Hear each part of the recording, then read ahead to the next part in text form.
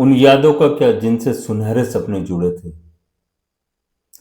कभी सोचा है हमारी यादों की असल कीमत क्या होती है। खासकर उन यादों की जिनसे कभी हमारे सुनहरे सपने जुड़े थे। हम सभी अपनी अपनी जिंदगी में इतना आगे निकल आते हैं कि अक्सर ये भूल ही जाते हैं हमने शुरुआत कहाँ से की थी और कौन कौन से सपने पीछे छोड़कर आ गए हैं। ये कहानी आरव की है, पर शायद सुनते सुनते आपको लगे कि ये कहानी आपकी है। घर की सबसे ऊपरी मंजिल पर बनी वो बरसाती, जिसे अब घरवाले कबाड़ खाना कहते थे, आज कई सालों के बाद खुली थी। मकड़ी के जालों और धूल की मोटी चादर के नीचे आरव का अतीत दबा पड़ा था।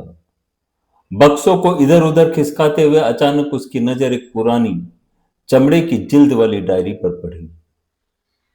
उसने उसे उठाया और सालों से जमी धूल को एक ही फूंक में उड़ा दिया। उस पर कोई नाम नहीं था, बस एक फीका सा चांद बना हुआ था।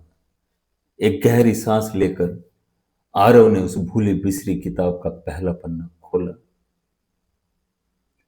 पहले ही पन्ने पर एक बच्चे की टेढ़ी मेढ़ी लेकिन आत्मविश्वास से भरी लिखावट थी। लिखा था, मेरा नाम आरव है और मैं एक दिन चांद पर जाऊंगा।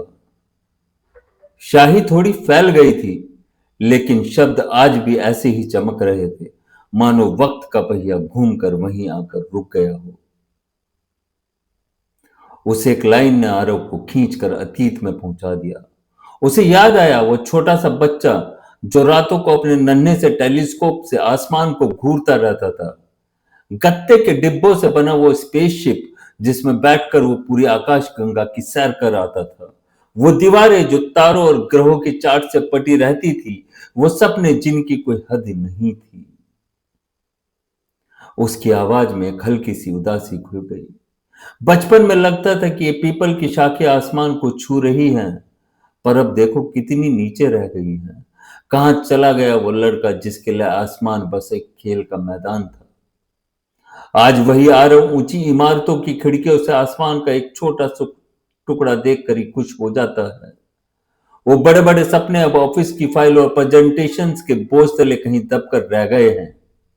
जो बच्चा कभी ब्रह्मांड जीतना चाहता था, आज वो रोज शहर के ट्रैफिक में हार जाता है